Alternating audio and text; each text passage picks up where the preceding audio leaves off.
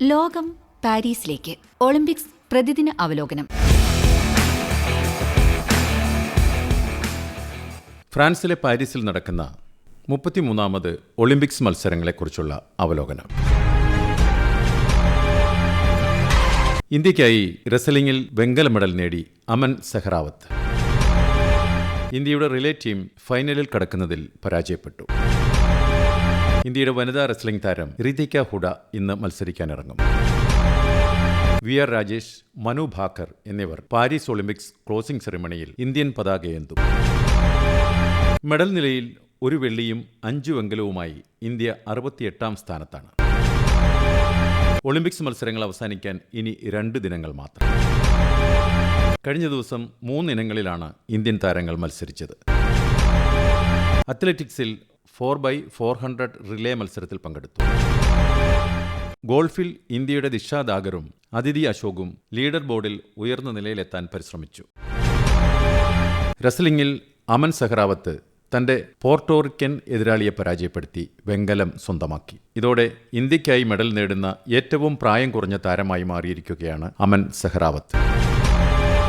Wrestling मत्सरंगळेकुरिच्चु കൂടുതൽ विशदांशങ്ങളുമായി नितीश अरोड़ा ചേരും. Olympic खेलों और कुश्ती का बहुत पुराना साथ है. मॉडर्न ओलंपिक खेलों में सबसे पहले ही एडिशन यानी 1896 के एथेंस ओलंपिक्स खेलों में कुश्ती को शामिल किया गया था. वो ग्रीको रोमन शैली की कुश्ती थी. तब से आज तक कुश्ती ओलंपिक खेलों का हमेशा हिस्सा बनी रही है. सिर्फ 1900 में यह ओलंपिक्स का हिस्सा नहीं थी और 1904 में फ्री स्टाइल कुश्ती, जिसे 1948 से पहले तक catch S catch can wrestling कहा जाता था, को शामिल किया गया और 9 अगस्त को इसी catch S catch can wrestling या फ्री स्टाइल रेसलिंग में भारत के अमन सेहरावत ने कांस्य पदक जीत लिया और भारत की पदकों की संख्या हो गई 6.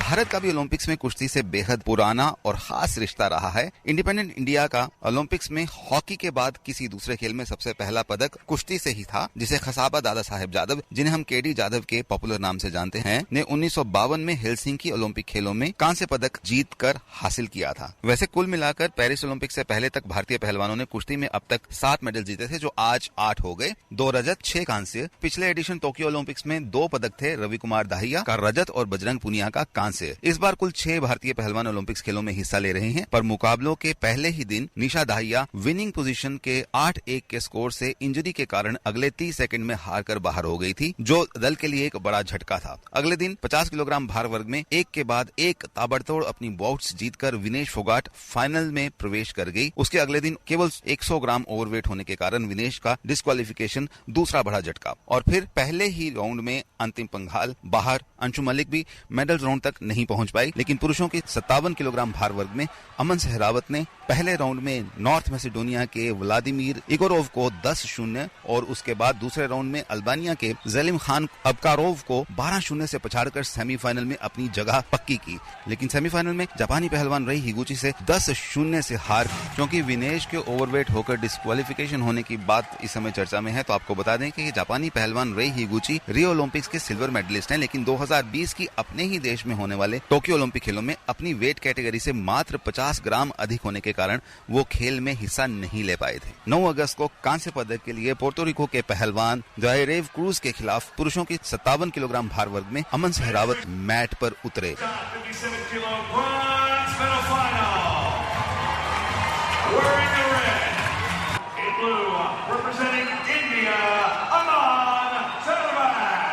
नतीजा भारत और अमन के लिए एक और पदक, कांस्य पदक. मैच के बाद आकाशवाणी से बात करते हुए अमन सेहरावत: बहुत अच्छा लग रहा है. देश के लिए सोच के तो गोल्ड के आए थे, पर वो अगला भी अच्छा रेसलर था, ब्रोंज से संतुष्ट होना पड़ेगा और बहुत खुशी हो रही है देश के लिए.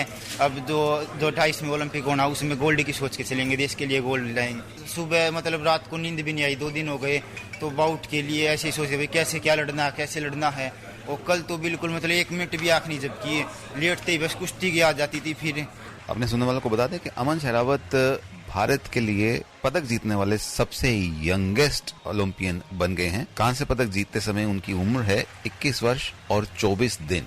इससे पहले पीवी सिंधु सबसे यंगेस्ट ओलंपिक्स पदक विजेता थी, 21 वर्ष 1 महीना और 14 दिन, जब उन्होंने रियो ओलंपिक्स में 2016 में भारत के लिए रजत पदक जीता था.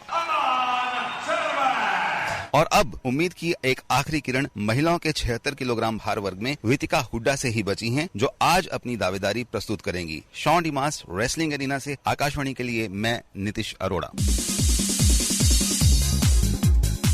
ഇന്ത്യയുടെ 4x400 റിലേ ടീമിന്റെ പ്രകടനത്തെക്കുറിച്ച് ആകാശവാണിയോട് സംസാരിക്കുകയാണ് ശൗര്യ ചൗധരി, ഷിബു ജോർജ് എന്നിവർ.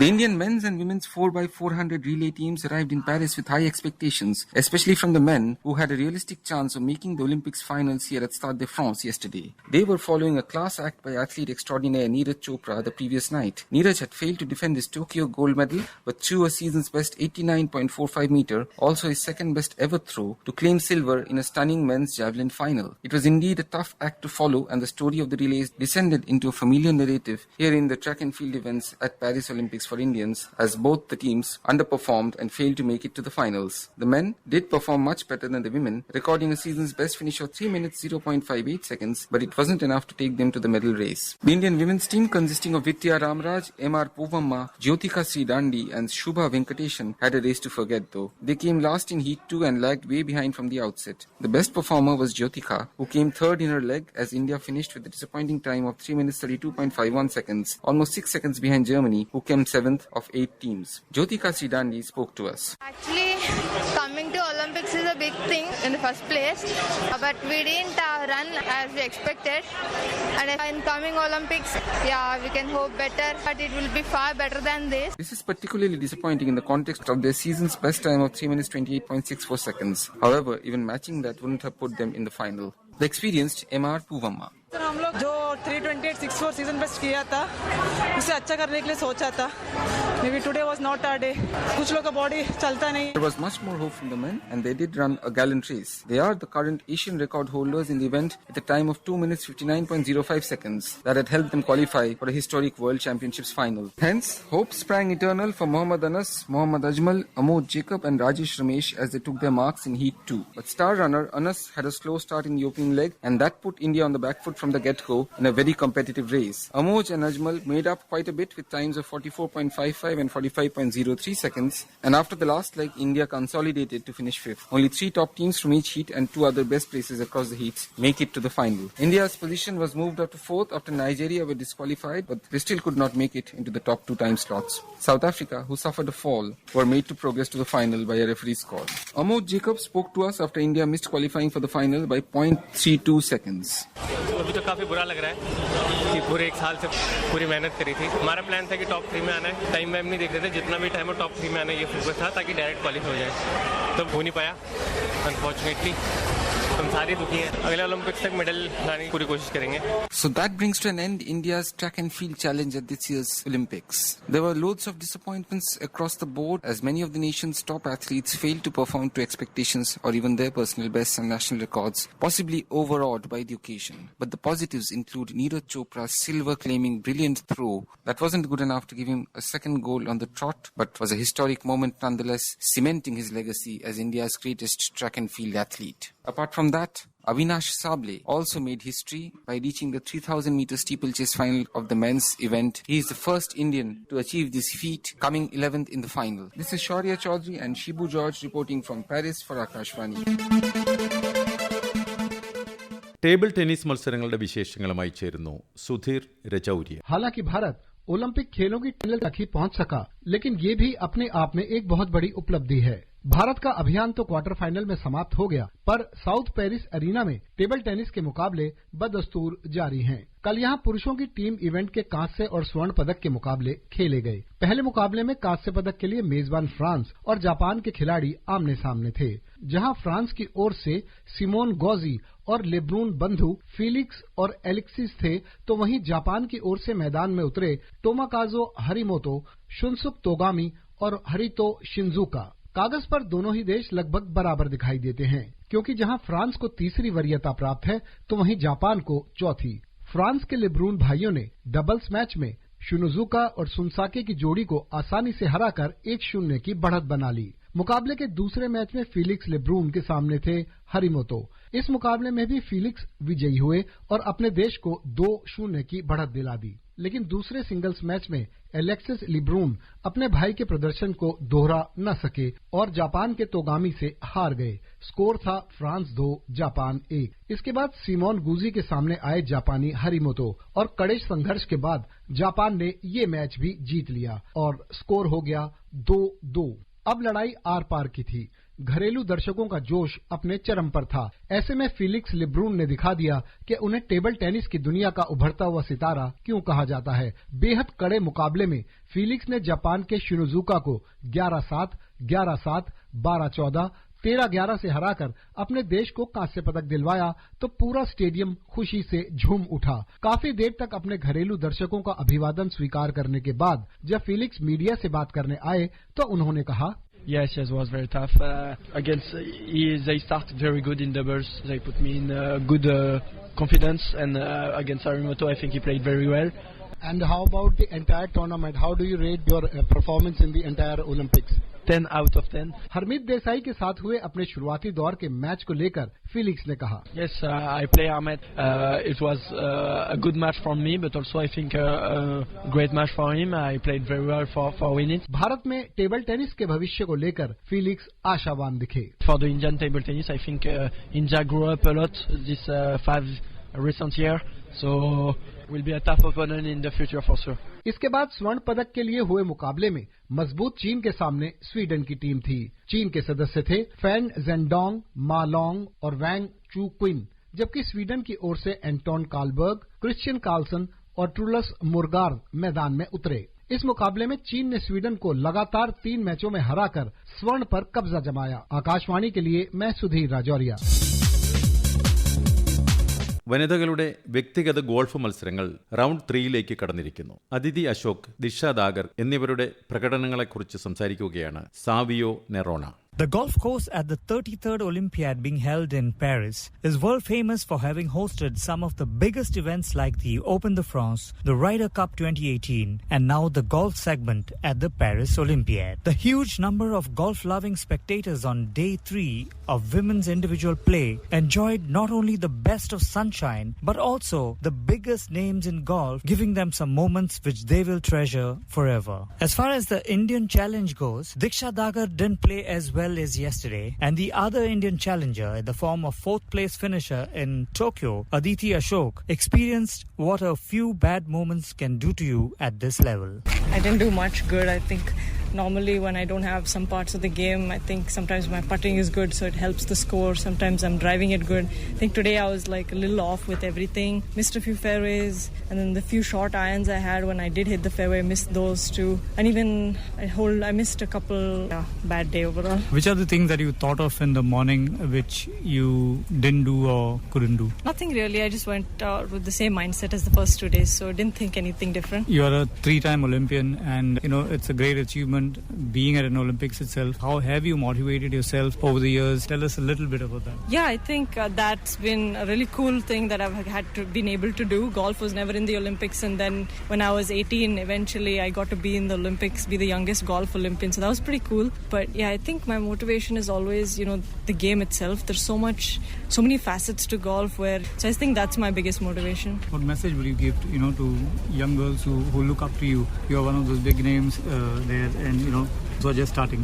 I think before, I never had anybody to look up to really, because we didn't get to watch women's golf on TV. Now I think with golf being in the Olympics, you can see 2 Indians playing in the Olympics in women's golf. So yeah, for any young girl, I think, if you just enjoy the game firstly, because I think it's a tough sport if you don't enjoy it. You have to be willing to practice long hours every single day. So yeah, I think enjoying the game is important.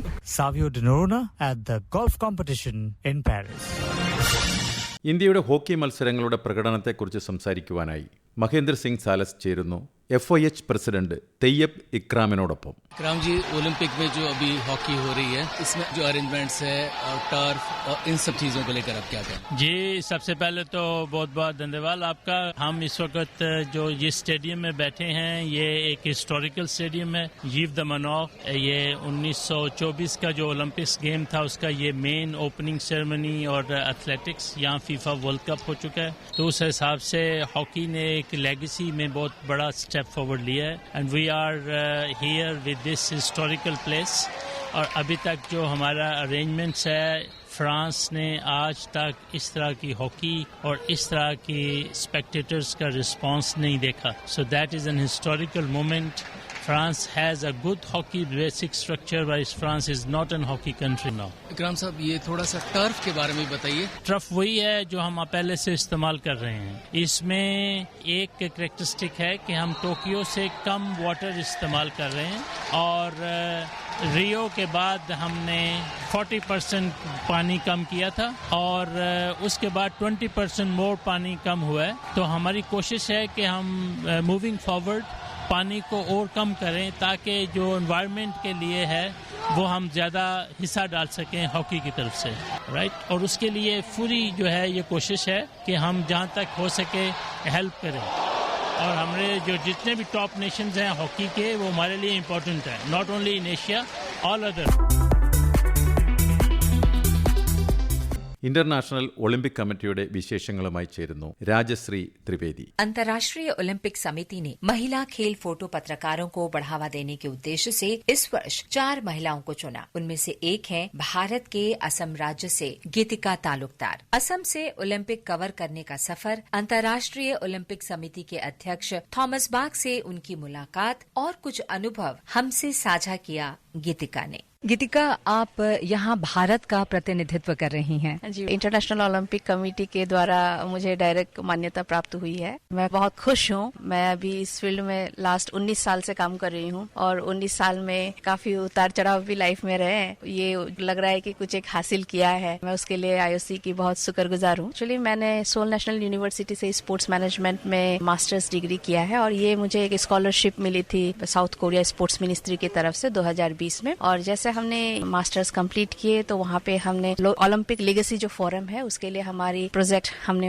किया था उनके लिए. और हम कुछ काम करते हैं. हमारा जो प्रोग्राम था वो ड्रीम टुगेदर मास्टर्स प्रोग्राम. और हमने एनॉक का जो जनरल असेंबली मीटिंग हुआ था सियोल में 2022 में, उस वक्त भी हमने उसमें भारत का प्रतिनिधित्व किया. ये आपका दूसरा ओलंपिक है ना? जी, इससे पहले मैं टोक्यो ओलंपिक्स कवर कर चुकी हूँ. कुछ ऐसे मेमोरीज यती हैं? कोविड का टाइम था तो आप लोगों को पता ही है, उस टाइम पे मीडिया गई नहीं थी टोक्यो ओलंपिक्स के कवरेज के लिए. हमारा ये था कि पहला ओलंपिक था और डर भी था कि हमें वैक्सीन नहीं लगी थी उस वक्त. तो हम लेके गए थे RT-PCR नेगेटिव रिजल्ट्स लेके जाना पड़ता है हम लोग को. तो 2 नेगेटिव रिजल्ट्स लेके एंट्री हमने करी थी. जी, एक्चुअली जैसे मैंने पढ़ाई की है कोरिया में, कोरिया का नेशनल स्पोर्ट्स है टाइकोंडो. उसको मैं स्पोर्ट्स एजुकेशन के तौर पे मैं काम कर रही हूँ. आसाम सरकार, हमारे जो स्पोर्ट्स डिपार्टमेंट है और कोरिया स्पोर्ट्स प्रमोशन ऑर्गेनाइजेशन के साथ मिलकर हम एक प्रोजेक्ट चालू कर रहे हैं और उसका स्पॉन्सर जो है कोरिया स्पोर्ट्स प्रमोशन जो ऑर्गेनाइजेशन वही करने वाली है. तो ये सिर्फ 4 महिलाएं सिलेक्ट हुई, उसमें से एक आप हैं. बहुत अच्छा लगता है. आज मतलब मैं ये तो अनएक्सपेक्टेड था.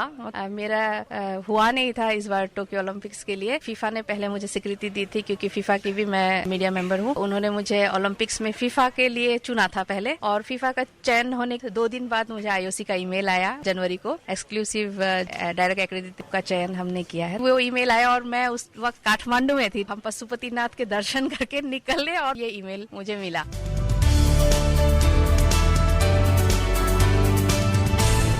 ഇന്ത്യയ്ക്കായി മെഡൽ നേടുന്നതിന് റെസ്ലിംഗിൽ ഇനി മത്സരിക്കാൻ ബാക്കിയുള്ളത് ഋതിക ഹുഡ മാത്രം. ഗോൾഫ് വനിതാ വ്യക്തിഗത മത്സരങ്ങളിൽ റൗണ്ട് 4 ആരംഭിക്കുമെങ്കിലും ഇന്ത്യൻ താരങ്ങൾ ലീഡർ ബോർഡിൽ പുറകിലായതിനാൽ ഇന്ത്യക്കിനി പ്രതീക്ഷകൾ ബാക്കിയില്ല.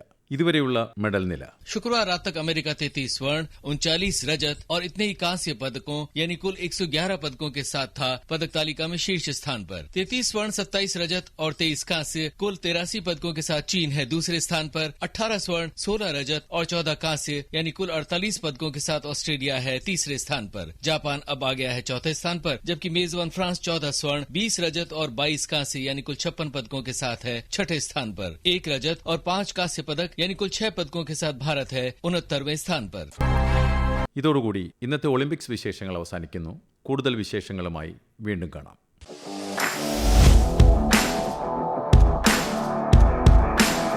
ലോകം പാരീസിലേക്ക്. ഒളിമ്പിക്സ് പ്രതിദിന അവലോകനം സമാപിക്കുന്നു.